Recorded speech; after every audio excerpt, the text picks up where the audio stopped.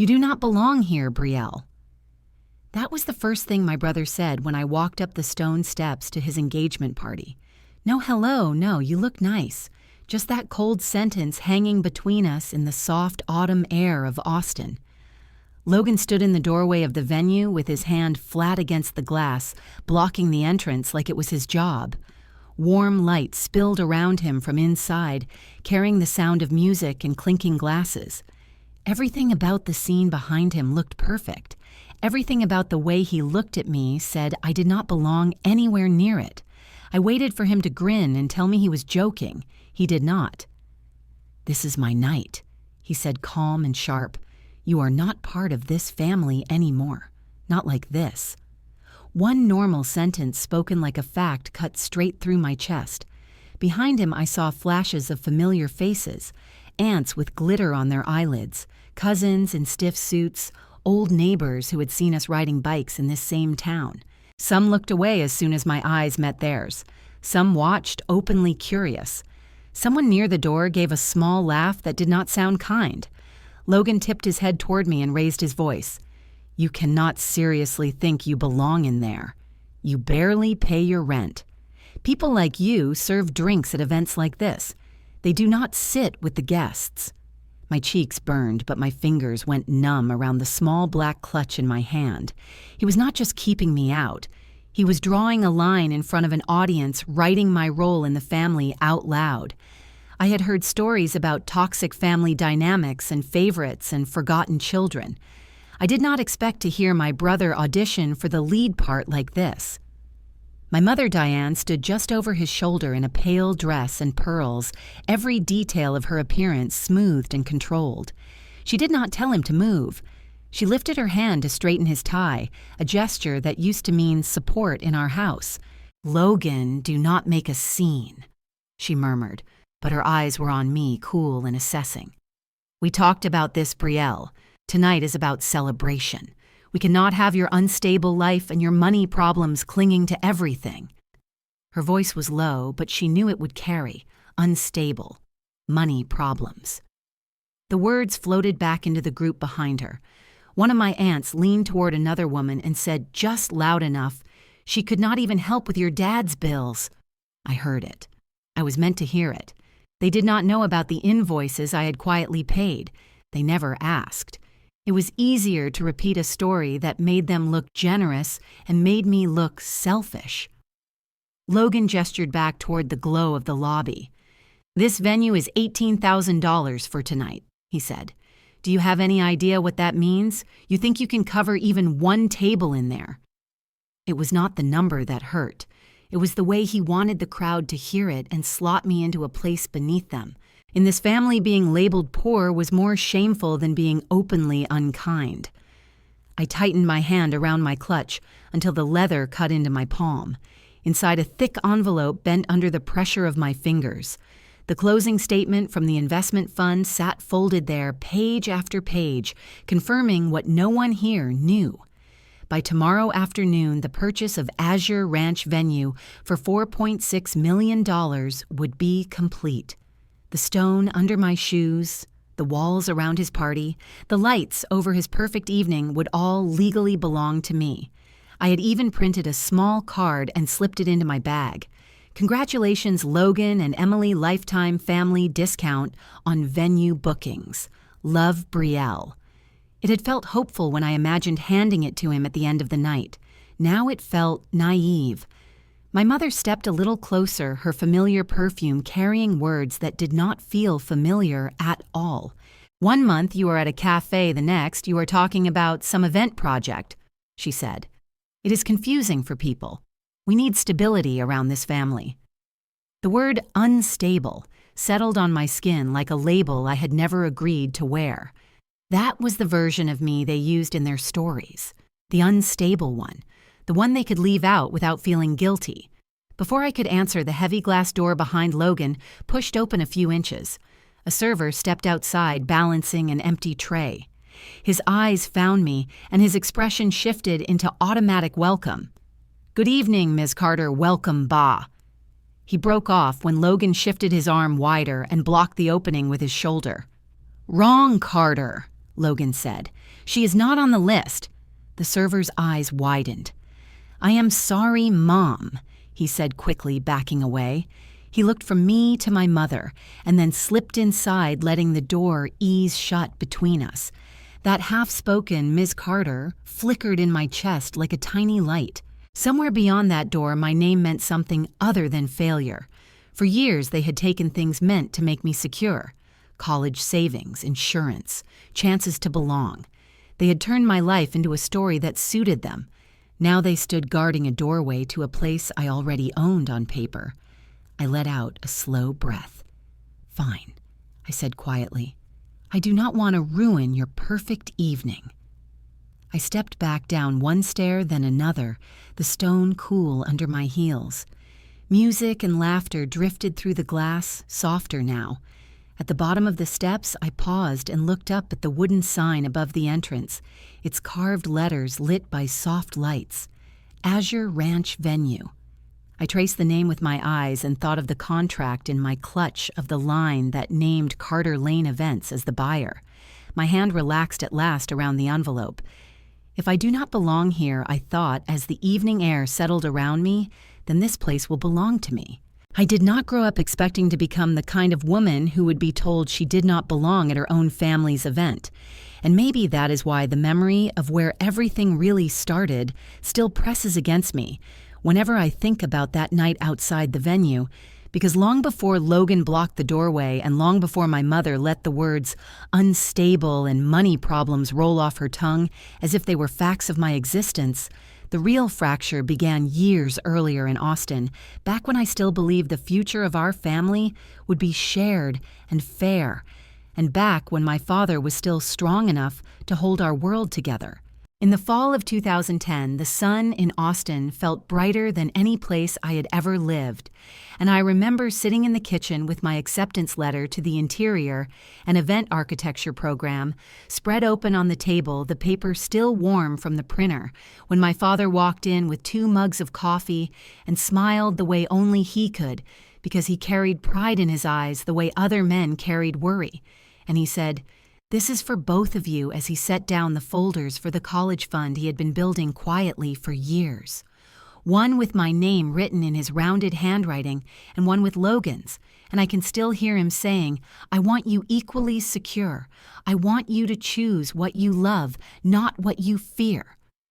I want you both to have room to build," and I believed him because he had never given me a reason not to. For a while, that memory was a soft place in my mind, a reminder that once there had been balance in our house, but things shifted slowly then, all at once, in 2018, when my father collapsed in the driveway, and the doctors said words that stripped years from his face and left my mother standing like someone who had been pushed into cold water without warning. And while I tried to hold on to anything that felt steady, Diane began to move through the house with a new kind of authority, collecting documents, signing forms, telling nurses what would happen next, as if she had been waiting for the world to hand her something she could fully control. Logan stepped in beside her, not because he was needed, but because he enjoyed the space she created around him, a space where he was always right, and I was always small. And within a week, my mother said she would handle the insurance forms and bank accounts. Her voice clipped as she brushed past me in the hall, and when I asked if we could sit down and review the numbers together, she laughed in a way that felt like a slap, disguised as humor, and said, "Let the men handle money. You focus on your silly event ideas as if the thing I loved was a child's hobby and not a real path with real potential." I tried again a few days later in the fluorescent light of the hospital hallway, suggesting we divide the costs of Dad's care evenly, or at least discuss them openly, and Logan looked up from his phone with that easy smirk he had learned from watching our mother and said, "We have got it under control. Brielle, no need for you to strain yourself over something you do not understand."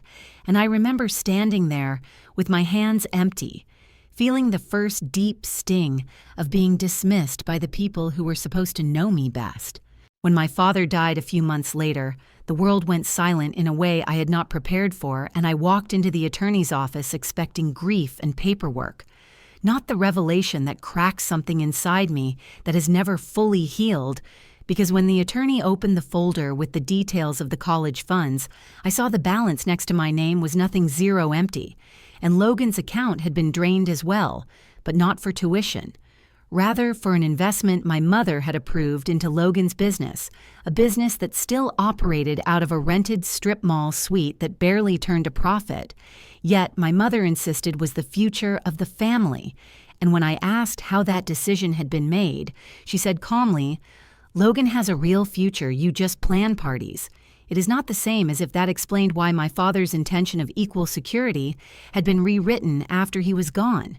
Then came the insurance documents and the way the attorney hesitated before telling me that most of the payout from my father's life insurance policy had been withdrawn under Diane's signature to help Logan buy a new house in the suburbs, a house he and his fiancée would tour proudly days later, while I sat in a tiny apartment with rent I could barely make and textbooks I could not afford, and the weight of toxic family loyalty pressing down hard enough to bruise. I thought that was the bottom.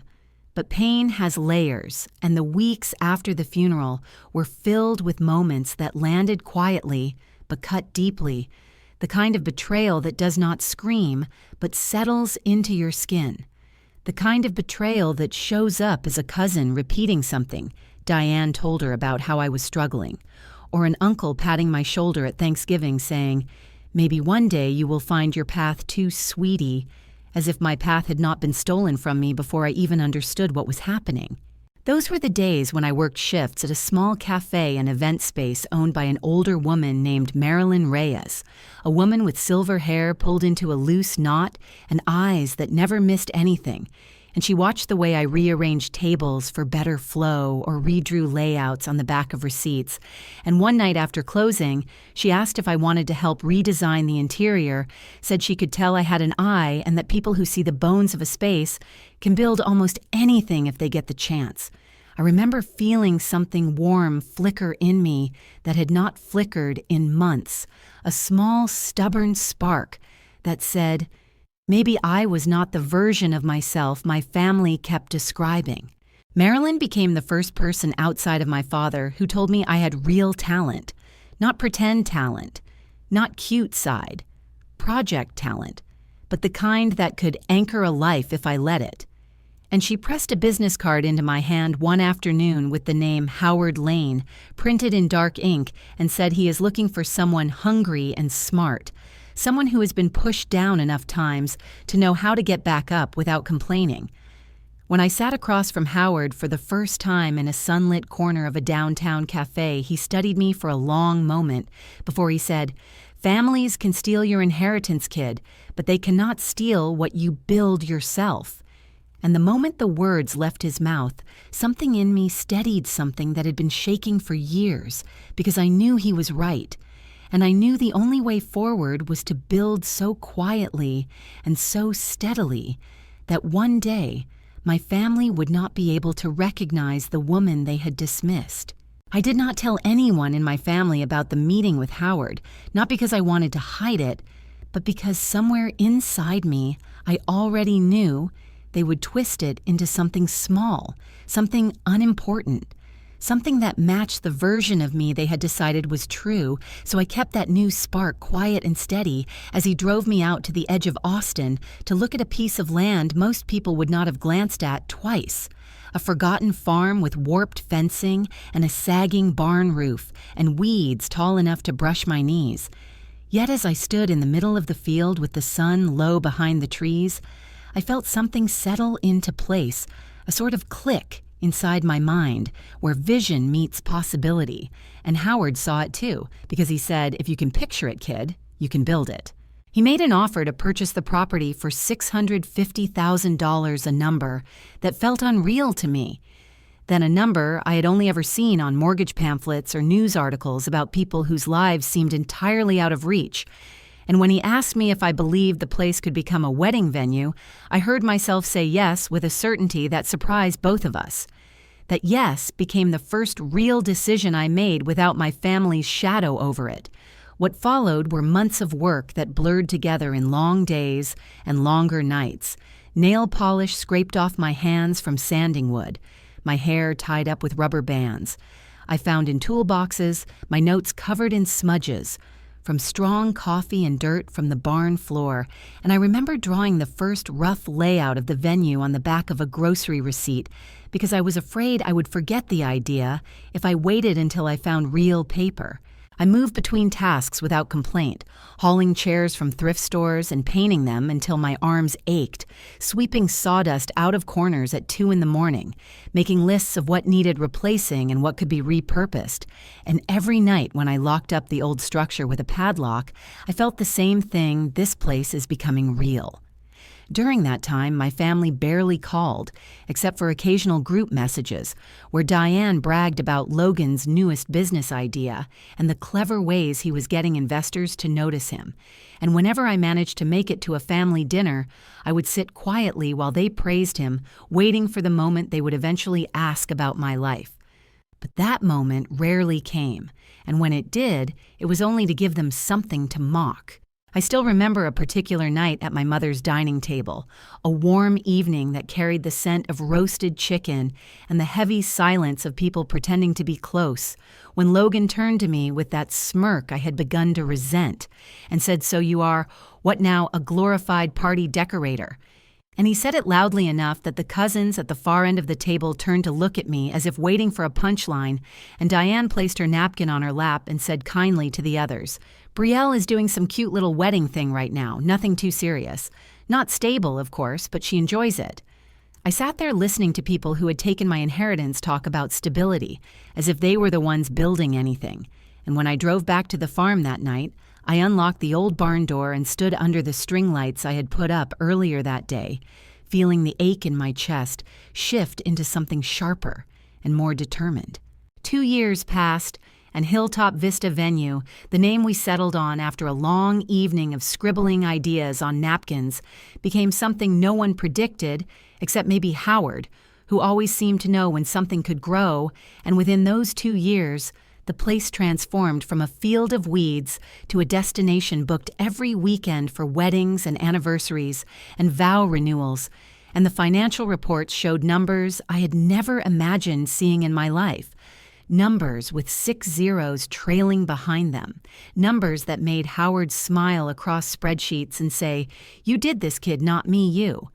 When he handed me documents finalizing my 60% ownership of the venue, I held them quietly.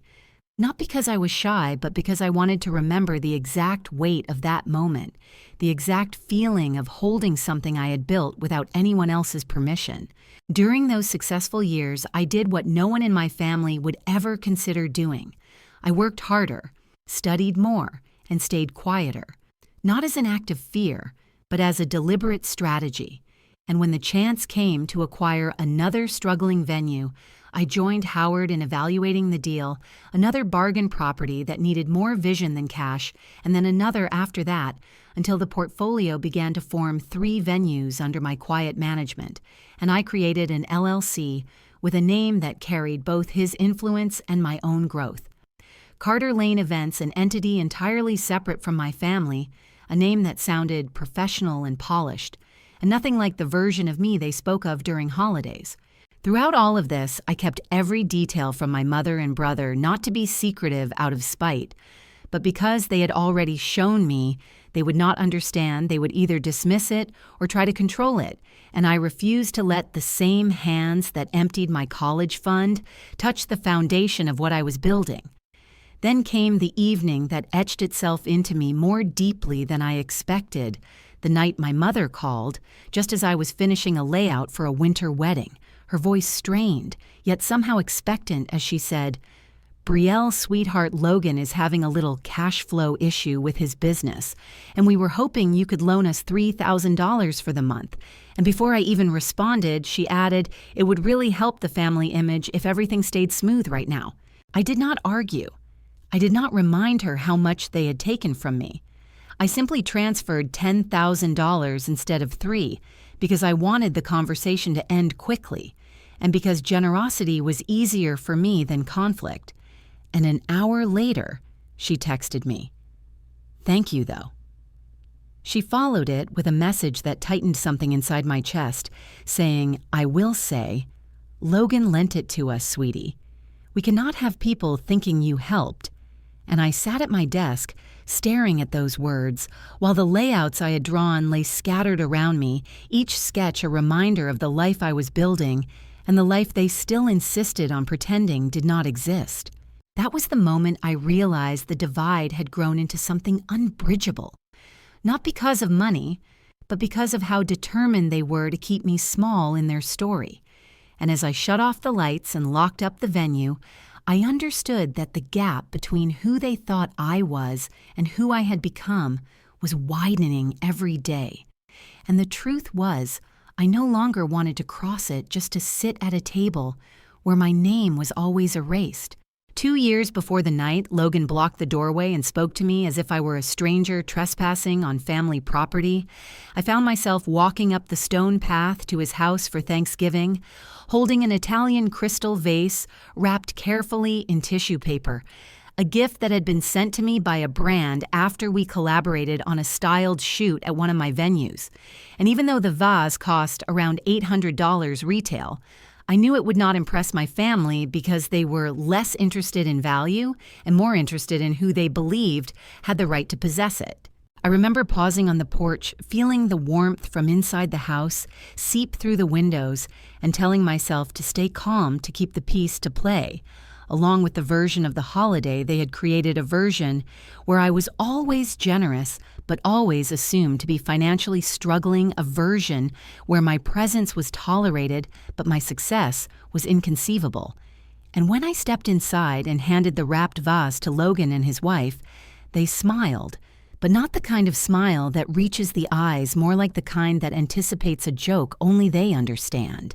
Logan lifted the vase from the tissue paper, turned it in his hands as if examining whether it was counterfeit, then said, "You should not have literally Brielle. We know you cannot afford something like this. Make sure you keep the receipt so you can return it." And his wife laughed softly and added, "He means, well, he just worries about your finances." And I stood there holding my coat, while a room full of relatives nodded in sympathy, completely unaware that I could have bought 10 of those vases without blinking, and that I had spent the entire morning approving the final invoices for a 6-figure event. I learned that day that humiliation can arrive in small doses that build up like sediment over time, subtle but heavy. And when my mother walked over to usher me toward the dining room, she placed a gentle hand on my back as if guiding a frail old woman, her voice sweet when she said dinner is almost ready.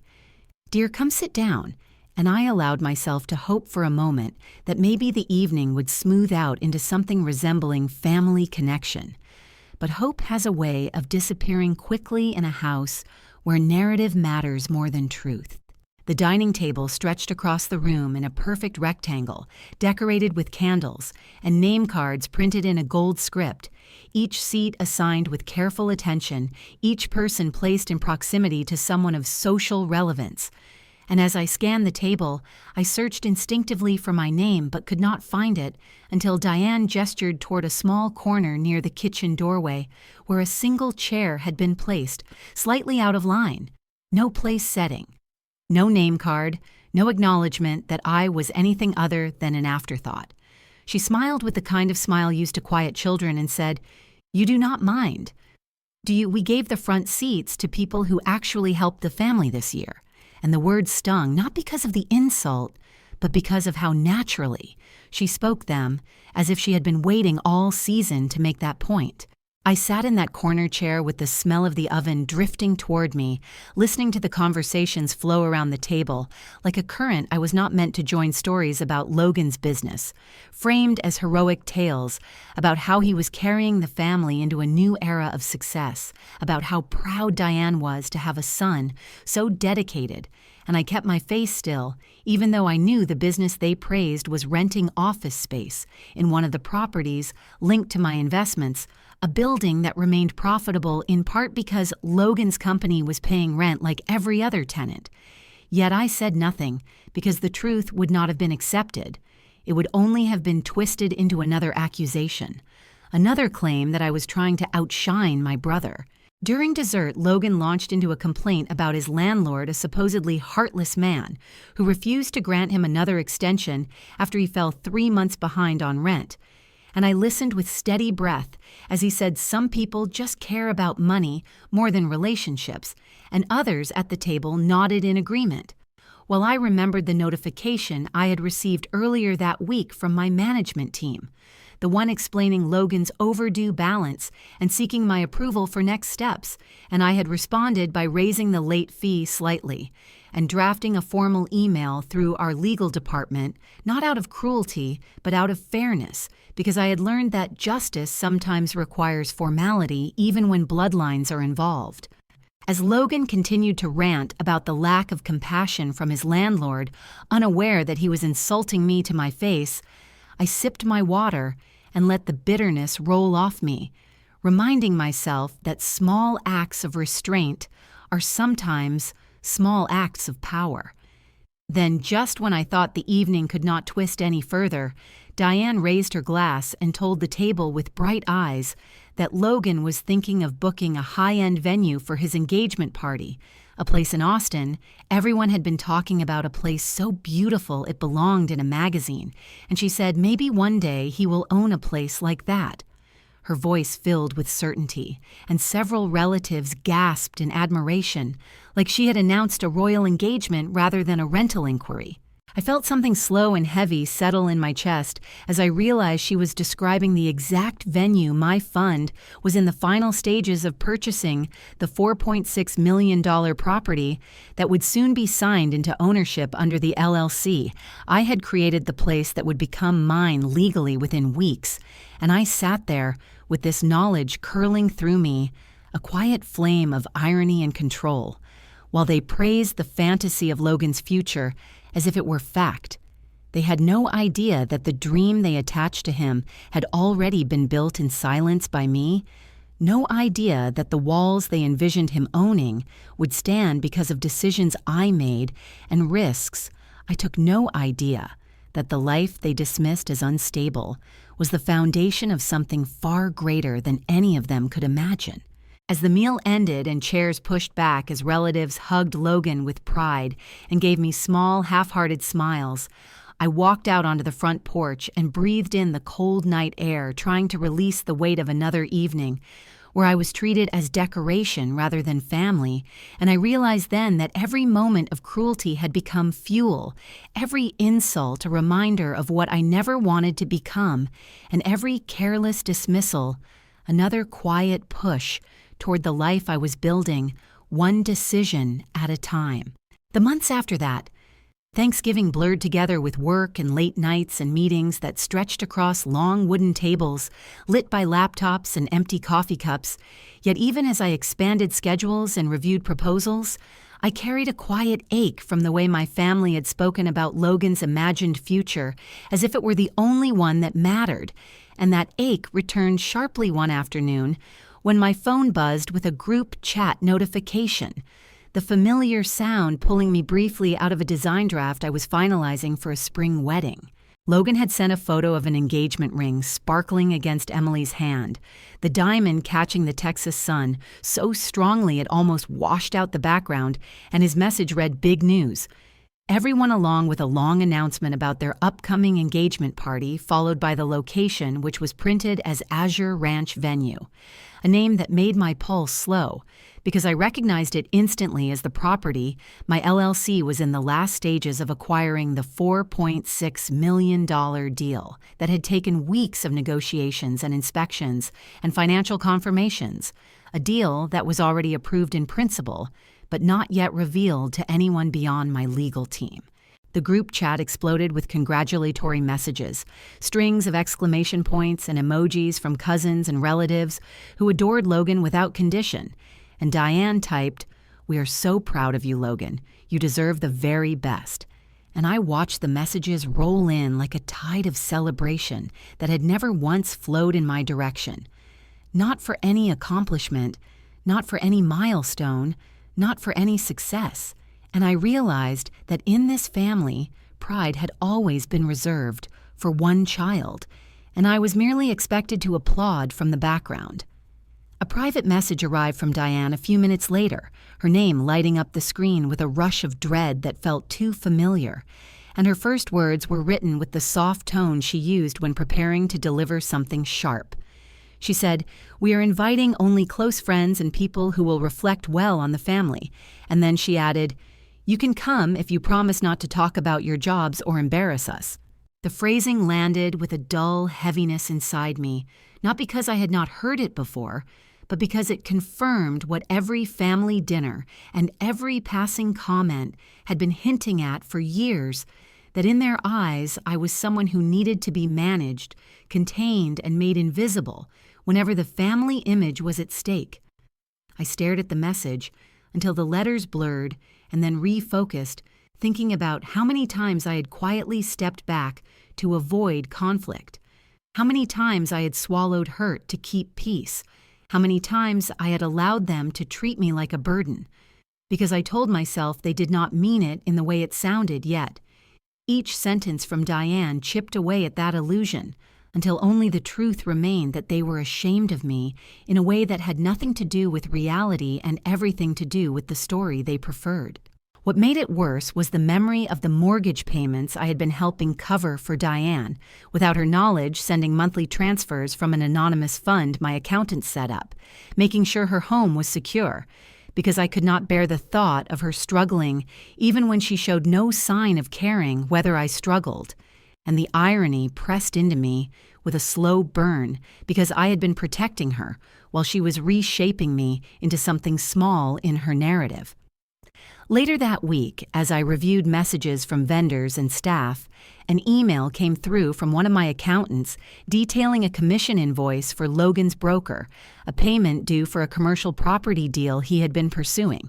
And even though the invoice was addressed to his company, it had been forwarded to me automatically because he had once tied the business to an old financial structure I used to help him get approved for a rental agreement.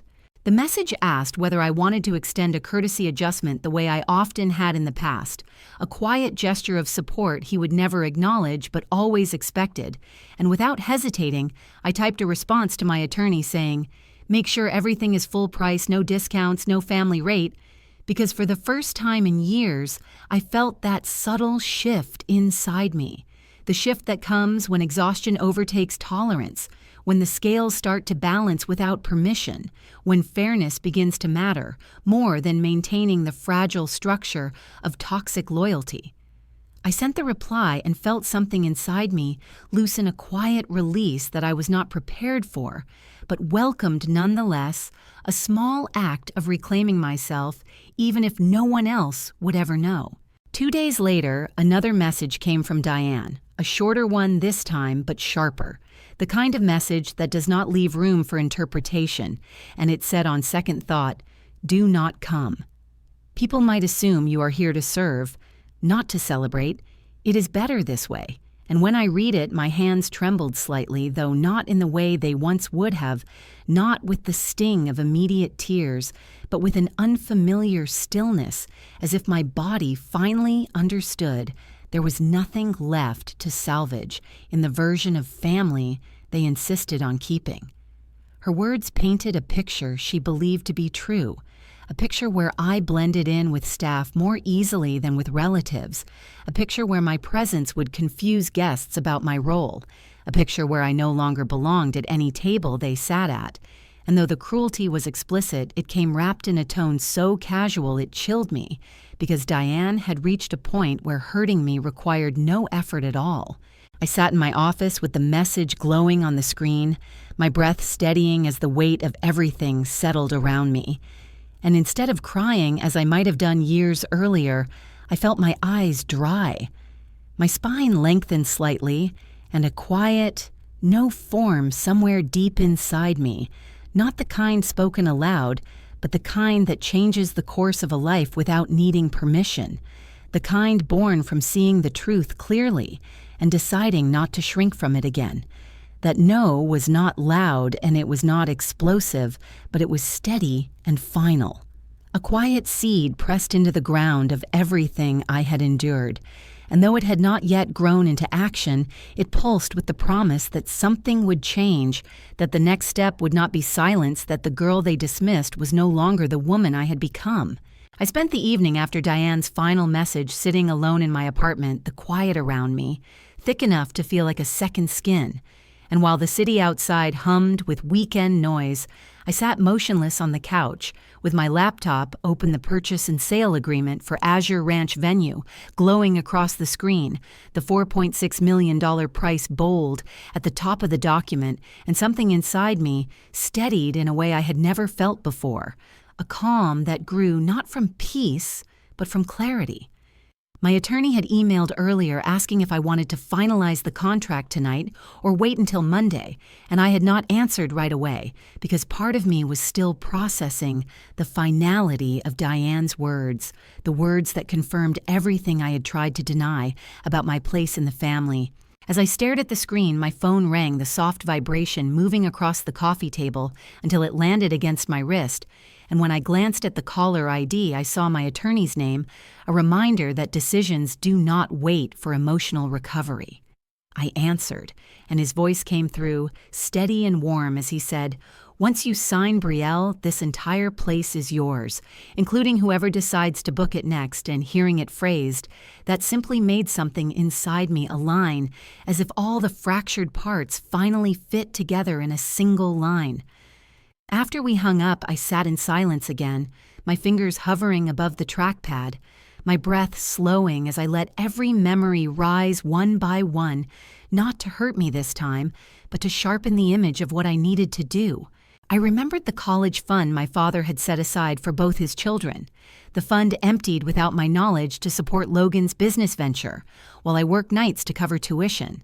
I remembered the life insurance payout that disappeared into the down payment on Logan's new home while I struggled to pay off repairs on my old car.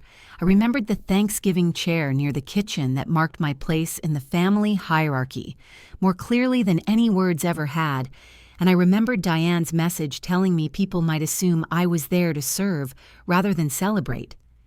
Each memory moved across my mind like scenes in a montage, not chaotic but deliberate, forming a pattern so undeniable it felt almost rehearsed, and I understood in that moment that every insult, every dismissal, every act of erasure had been shaping me for this decision, pushing me forward without knowing it. The feelings associated with those memories flickered through me, the humiliation, the isolation, the quiet ache of being unseen and underestimated. Yet alongside them rose something else, something steady and almost fierce, a sense of self that had not broken under the weight of toxic family dynamics, but had grown in the shadows of their doubt. I moved the cursor toward the signature line, my hand steady my breathing, slow and without sending a message to my mother, without reaching out for permission or acknowledgement. I typed my name into the document, pressing the final confirmation button, with a sense of certainty that felt like stepping into sunlight after years of dim rooms. When the confirmation page appeared, I exhaled in a long, slow breath, realizing that I was now the legal owner of Azure Ranch Venue, the same place Logan believed would elevate his engagement celebration, the same place Diane believed would make him look successful enough to forget the reality behind his confidence, the same place I had been told I did not belong. The weight of the decision settled into me like a new kind of gravity, not heavy but grounding. And as I closed the laptop, I felt a quiet shift, a transformative moment in which the no I had felt earlier became something actionable, something alive. I stood up, walked to the kitchen, poured a glass of water, and let myself lean against the counter while the next steps formed naturally in my mind, not from spite, but from justice. A justice shaped by years of being silenced and finally choosing not to be. The next morning, I met with my small internal marketing team over video call, keeping my camera off to maintain anonymity, while I instructed them to update the venue's website, immediately asking them to add a new policy, stating that all bookings were subject to new ownership approval, a subtle but powerful line that would send a ripple through every client on the calendar. Within hours, Logan and his fiancée received the automated email that read, New ownership has taken over. Your event remains confirmed. And I imagine them seeing those words and assuming that the mysterious new owner was wealthy, refined someone they might even hope to impress someone whose presence at their event would elevate it further. I could almost hear Logan saying to Emily that the new owner must be someone important. Someone they could charm, someone who believed in status the way he did. And the irony of it slid through me like warm air, because he had no idea the owner he wanted to impress was the sister he had spent his entire life trying to diminish.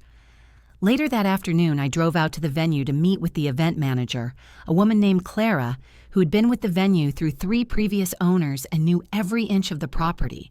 And after we walked the perimeter together, reviewing the lighting, the sound system, the flow of the entry area, I took a breath and gave her a final instruction. On the day of their event, just follow my lead. Do not mention my role yet, I said. And Clara paused for a moment, studying my face as understanding flickered through her expression, like a spark catching on dry leaves.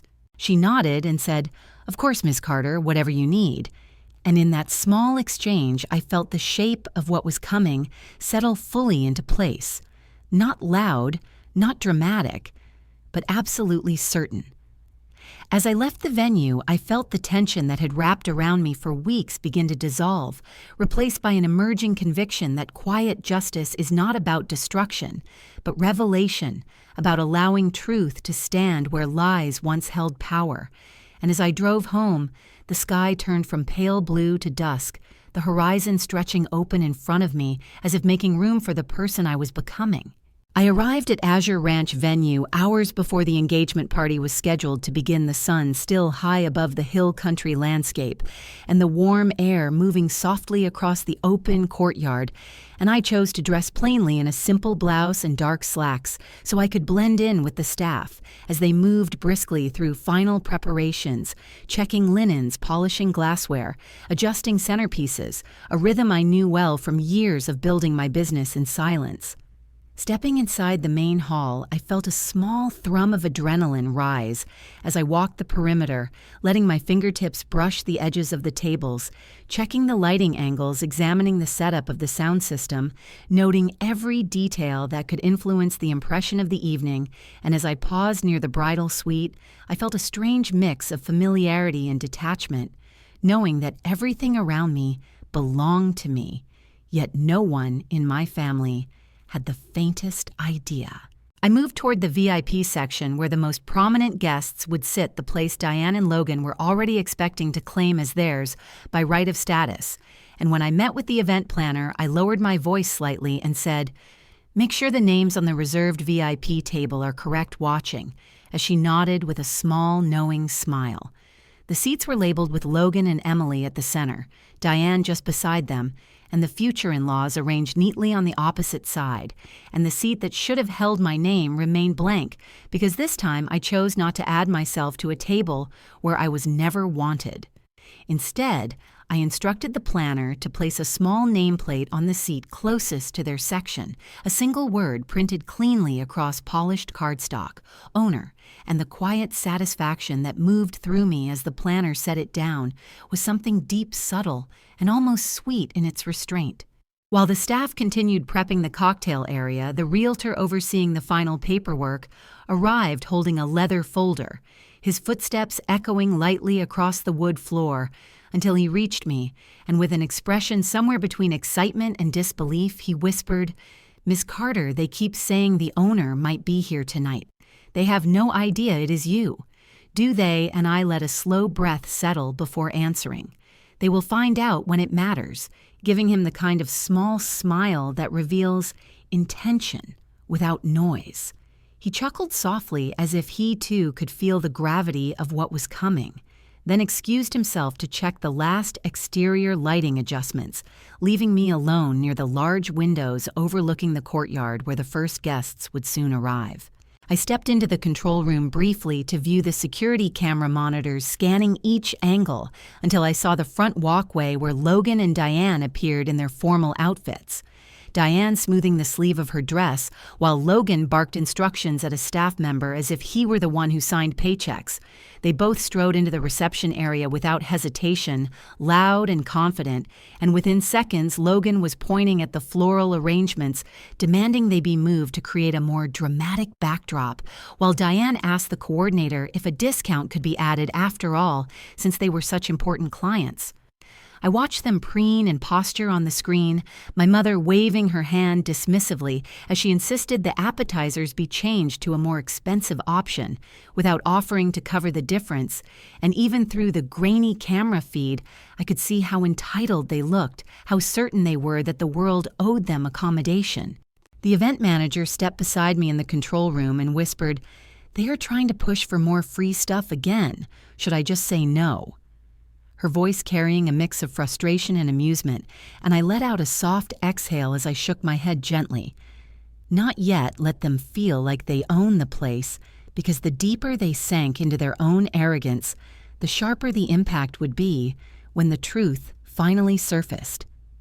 Standing there, I felt a slow, careful build inside me, the sense of a stage assembling piece by piece under my direction, with the staff, the Realtor, and the entire venue naturally falling into alignment as if this moment had been waiting for me to step into it.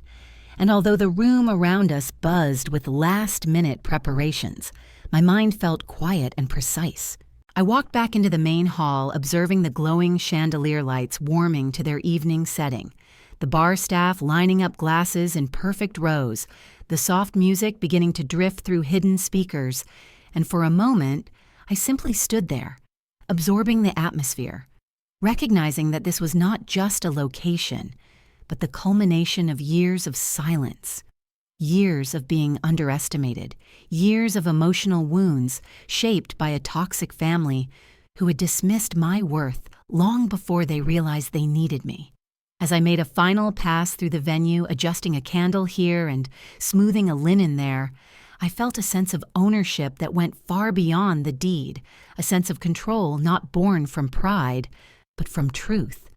And when the first wave of guests began arriving and the night air thickened with conversation, I stepped aside, ready to let the evening unfold exactly as intended. I walked away from the backstage corridor and made my way toward the front entrance, choosing deliberately not to slip in through the side door where the staff already knew my name and understood exactly who I was, because I needed to see with my own eyes how my family would treat me when they believed I was nothing more than an inconvenient guest lingering on the edge of their celebration.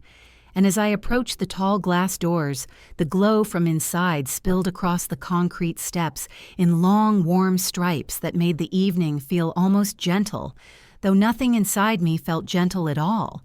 I paused at the bottom step, letting the evening air steady me, and when I finally lifted my foot to take the first step forward, I felt a strange heaviness in my legs, as if my body already sensed what was coming and wanted to freeze in place, but I kept moving until I stood directly in front of the door, hand inches from the handle heart, drumming steadily, breath held in a tight line across my chest. The moment Logan saw me through the glass, his posture changed his shoulders, locking his face twisting with an irritation he did not bother to hide. And when he yanked the door open, I felt a cold current move up my arms because something in his expression told me he had been waiting for the chance to say exactly what came next. "You do not belong here," he said, his voice flat and sharp, and the way he leaned in slightly made the words land heavier than they should have, each syllable pressed into me like a thumbprint. And when he repeated it with a cruel emphasis on the word belong, it felt like he was hammering the final nail into a definition he wanted the world to accept about me. My fingers curled involuntarily, and a cold prickling moved up my forearms, my palms turning icy, even though the Texas evening was still warm, and I tried to pull in a calming breath, but it did nothing to loosen the tension building across my ribs, the kind that comes from years of quiet rejection, tightening all at once. Behind him, a few relatives craned their necks, one lifting their phone discreetly to record the drama, another whispering something that made two cousins snicker, and I heard a woman on my left mutter, This family drama is always something which only deepened the humiliation because it confirmed that to them, I was the problem they preferred to mock rather than understand. Diane stood a few feet behind Logan, smoothing the sleeve of her dress as if the scene unfolding in front of her required nothing more than aesthetic adjustment, and although she did not look at me directly, she did not have to because her silence was its own participation. A quiet message that Logan was simply saying what she had long believed. For a moment, I felt myself slipping into that old familiar place, the dark corner where I had become the ghost of a family betrayal. They did not want to see the daughter they rewrote, erased, and recast as the inconvenience to justify their own choices, and the weight of that recognition pressed against me until I had to look away just to breathe. I stood there suspended between two choices, one that felt like surrender and one that felt like ignition. The choice to walk away and never return, or to push the door open with the truth of who I really was.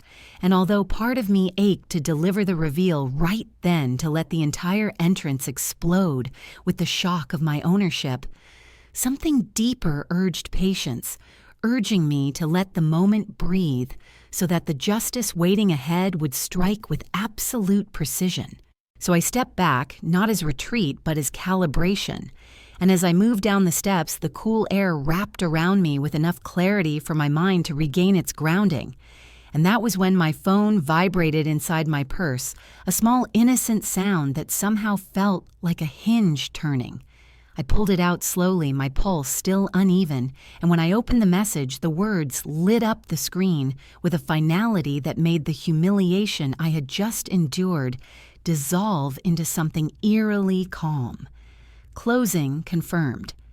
As of 7 p.m., you are the sole owner of Azure Ranch Venue. I stared at the message for a full heartbeat, maybe two, and then I looked at the digital clock on my lock screen which read 7:02 p.m., a tiny detail that carried the weight of poetic timing, because I realized that in the same moment they told me I did not belong, I had already become the person who owned every inch of the ground beneath their feet. My breath finally unlocked, long and steady, flowing out of me with a slow certainty, as the embarrassment from moments earlier cooled into a quiet, sharp resolve. And as I stood there at the bottom of the steps, watching the venue lights glow through the glass, I understood that everything was exactly where it needed to be. Every sting, every insult, every piece of conflict justice weaving together into the moment that was coming, and I was no longer the girl they dismissed, but the woman who held the truth. No one in that building was prepared for. I walked back toward the main entrance with a steadiness that surprised even me each step, measured each breath slow and even, and when I approached the tall double doors again, the shift in energy was immediate because this time the event manager was already waiting inside the foyer as if she had been watching for my return. Her hand on the handle, her expression composed, yet carrying a subtle spark of anticipation.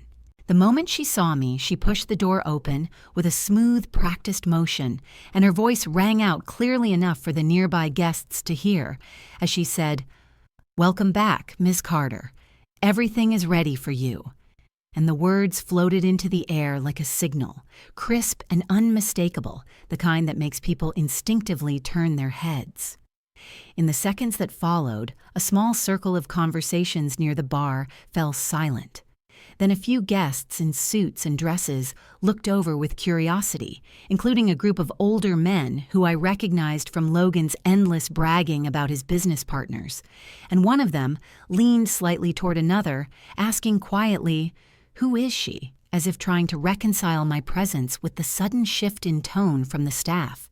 I stepped inside, fully letting the warm lights wash over me, and before anyone else could approach the Realtor, crossed the room with confident strides, his leather folder tucked under one arm and a polished metal keyring in his hand, the venue's emblem glinting against the chandelier glow. He stopped exactly in the center of the room where the guests could clearly see him, and in a voice intentionally louder than his usual speaking tone, he said, "Miss Brielle Carter." Congratulations again on your purchase. Here are the keys to your $4.6 million venue, and at the sound of my full name layered with the number that defined the deal, the entire room seemed to pause, as if every breath taken in that moment held itself suspended in disbelief.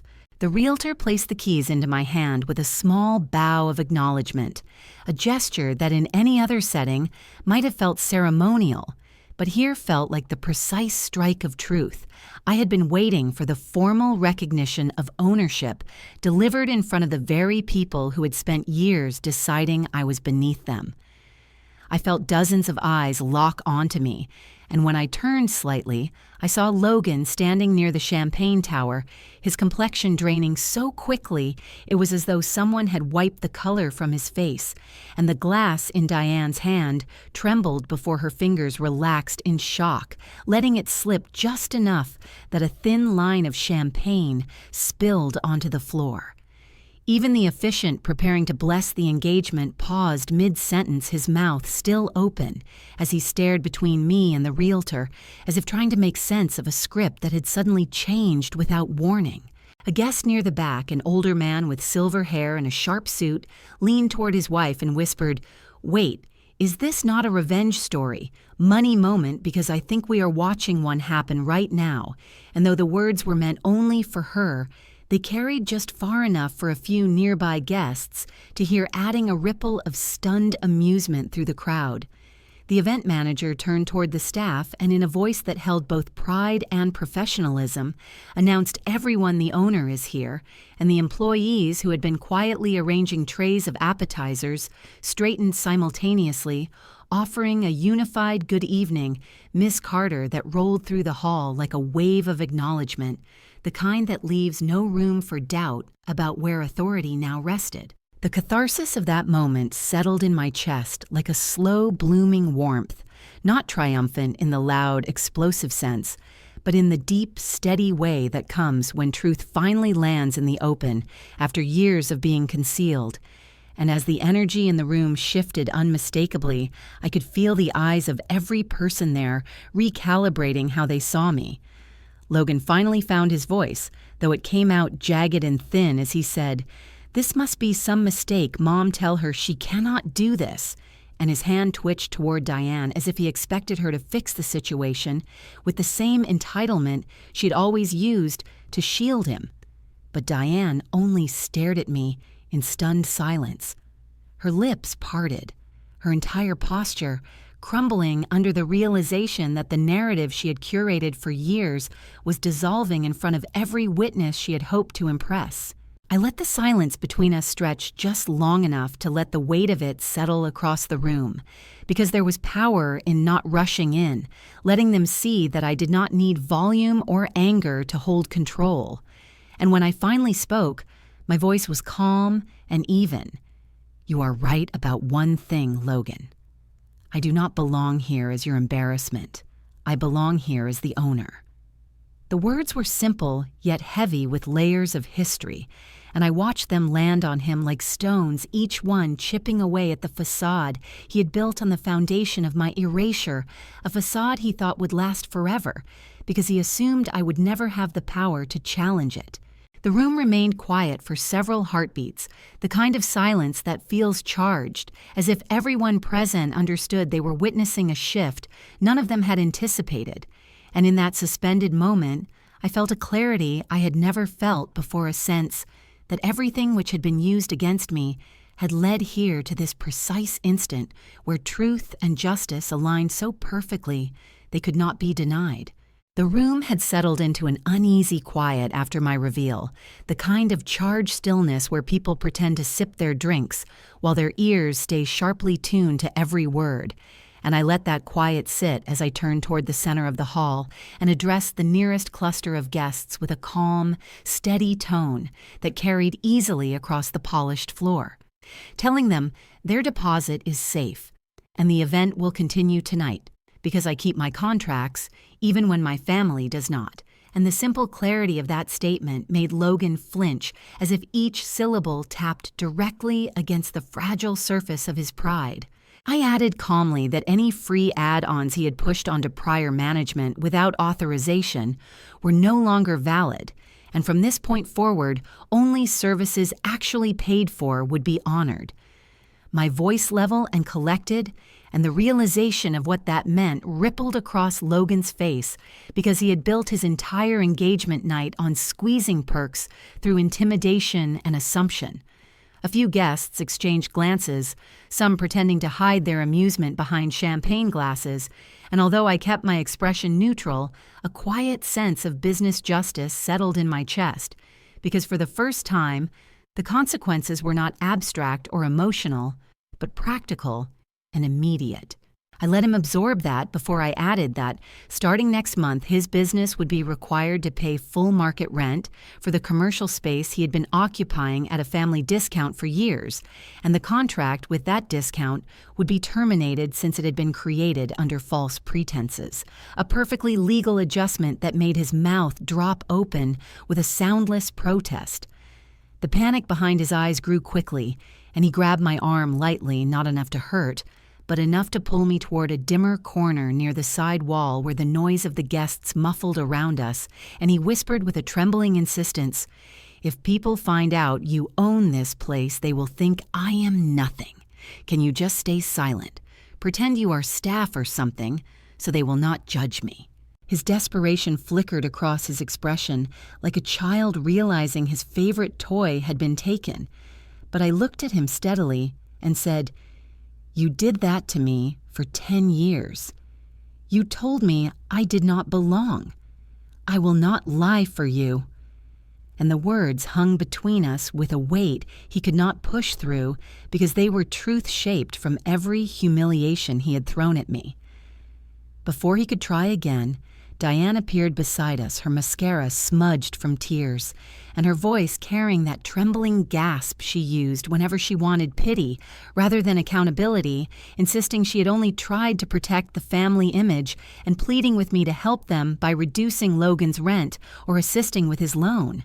I met her eyes without flinching, letting the years of stolen inheritance and quiet betrayal settle into one single unwavering sentence.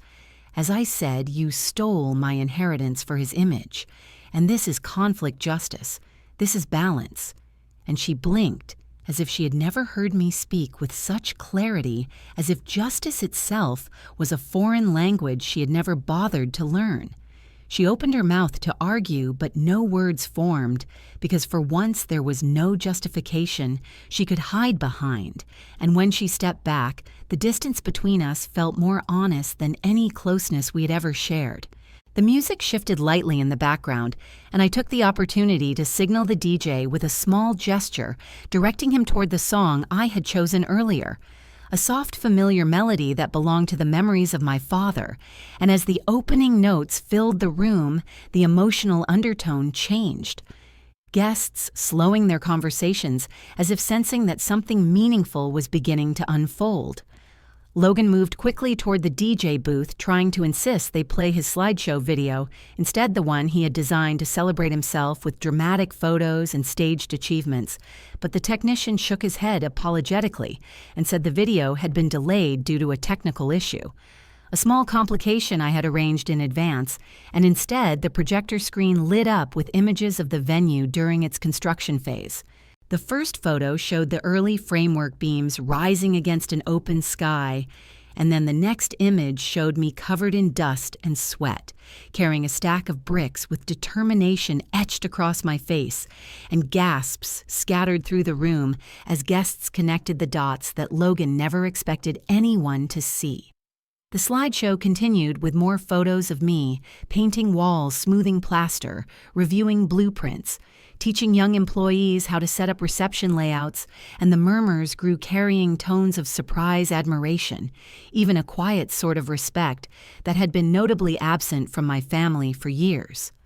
Logan's breath hitched loudly enough for the nearest people to hear, and someone whispered, "So she built this place," which made his shoulders tense with the realization that every inflated story he had told now stood against a truth far more impressive than anything he had accomplished.